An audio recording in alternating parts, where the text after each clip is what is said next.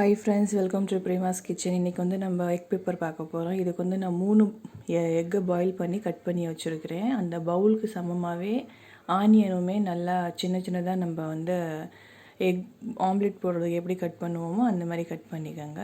ஒரு 3 சில்லி எடுத்து நான் கட் பண்ணி வச்சுருக்கேன்.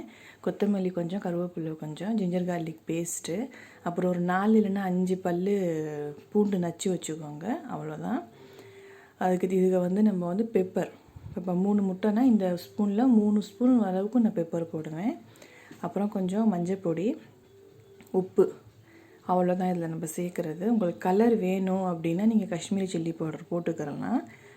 இல்லை நேச்சுரல் கலர்னால் நீங்கள் அதை ஸ்கிப் பண்ணிக்கலாம். இல்லை கொஞ்சம் அதிகமாக உரப்பு வேணும்னா நீங்கள் சக்தி சில்லி பவுடர் கூட போட்டுக்கலாம், நல்லாயிருக்கும்.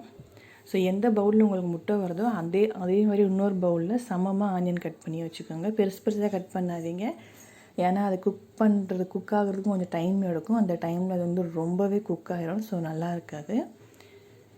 ஆயில் வந்து ஒரு 4 டேபிள் டீஸ்பூன் ஊற்றிக்கோங்க. இது கொஞ்சம் ஆயில் கொஞ்சம் அதிகமாக இருந்தால் தான் நல்லாயிருக்கும். ஆயில் கொஞ்சம் ஹீட் ஆனதுக்கடுத்து நம்ம வந்து ஆனியனை போட்டு கொஞ்சம் நல்லா சாட்டே பண்ணிக்கோங்க.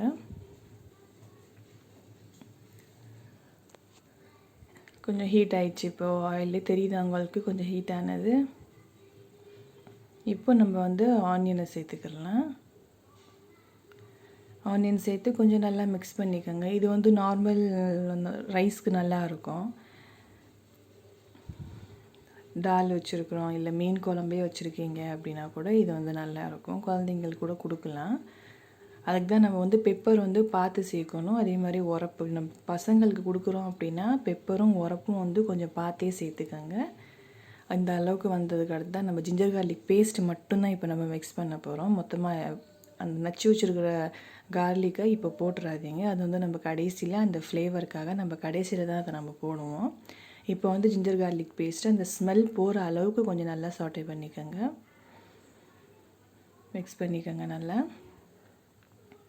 அடி பிடிக்கும். ஸோ அடி பிடிக்காத அளவு கொஞ்சம் மிக்ஸ் பண்ணிக்கோங்க நல்லா. இப்போ வந்து சில்லி உங்களுக்கு எப்படி விஷயம் அந்த மாதிரி நீங்கள் சில்லி கட் பண்ணிக்கோங்க. 2 வேணான்னு போட்டுக்கலாம், இல்லை ரொம்ப பொடியாக வேணான்னு போட்டுக்கலாம். அதுக்கடுத்து கருவேப்பிலை, கொத்தமல்லி கூட லாஸ்ட்டில் டச்சப்புக்கு தான் நம்ம கொத்தமல்லி போட போகிறோம். இப்போ கொஞ்சம் மஞ்சள் பொடி. நான் வந்து மஞ்சள் பொடி மட்டும்தான் நான் போட்டிருக்கேன், சில்லி பவுடர்லாம் நான் சேர்க்கலை. ஏன்னா சில்லி பெப்பர் இது ரெண்டுலேயுமே கொஞ்சம் காரம் இருக்கும், அதனால நான் சில்லி பவுடர்லாம் நான் சேர்க்கலை. அப்படி உங்களுக்கு வேணும்னா நீங்கள் சேர்த்துக்கிறலாம். இதுக்கு அடுத்து நம்ம வந்து பெப்பரு, நான் வந்து இப்போ அந்த 3 முட்டை அதுக்கு தகுந்த அளவுக்கு நான் பெப்பர் போட்டிருக்கிறேன். 3 ஸ்பூன் அளவுக்கு நான் போட்டிருக்கிறேன் பெப்பர், 3 முட்டைன்னு சொல்லிவிட்டு. ரொம்பவும் போட்டுறாதீங்க. ஆனியன் எவ்வளோ நம்ம சேர்த்துக்கிறோமோ அவ்வளோ நல்லாயிருக்கும். ஏன்னா ஆனியன் தான் இல்லை இம்பார்ட்டண்ட் ஃப்ளேவர் கொடுக்குறது. இது கொஞ்சம் நல்லா மிக்ஸ் பண்ணிக்கோங்க. அவ்வளோதான். அடி பிடிக்காத அளவுக்கு பார்த்துக்கோங்க. லோ ஃப்ளேமில் வச்சே இதை செய்யுங்க, ஹை ஃப்ளேமுக்கு வச்சிடாதீங்க, சீக்கிரமாக அடி பிடிச்சிரும். இப்போ வந்து நம்ம முட்டையை சேர்க்கும் போது வந்து அந்த எல்லோ வந்து தனியாக எடுத்து வச்சுக்கோங்க, ஃபஸ்ட்டே போட்டுறாதீங்க. இப்போ வந்து நம்ம ஒயிட்டை மட்டும்தான் போட்டு ஃபஸ்ட்டு நம்ம சேர்த்து அதில் மிக்ஸ் பண்ண போகிறோம். இப்போவே எல்லோவை போட்டு நம்ம மிக்ஸ் பண்ணோன்னா அது உடஞ்சிரும்.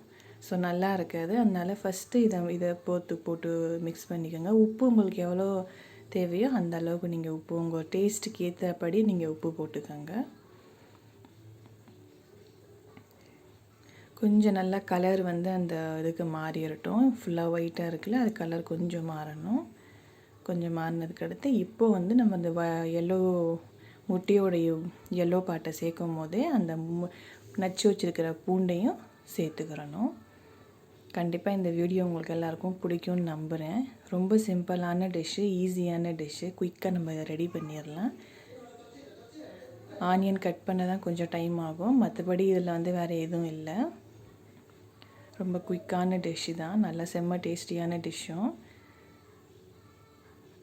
கொத்தமல்லி போட்டுருங்க, அவ்வளோதான். இது ரெடி. ஒரு தடவை மிக்ஸ் பண்ணிட்டீங்கன்னா பிடிக்கும்னு நம்புகிறேன். இந்த வீடியோ கண்டிப்பாக எங்களை ஃபாலோ பண்ணுங்கள், சப்போர்ட் பண்ணுங்கள். தேங்க்ஸ் ஃபார் வாட்சிங் அஸ்.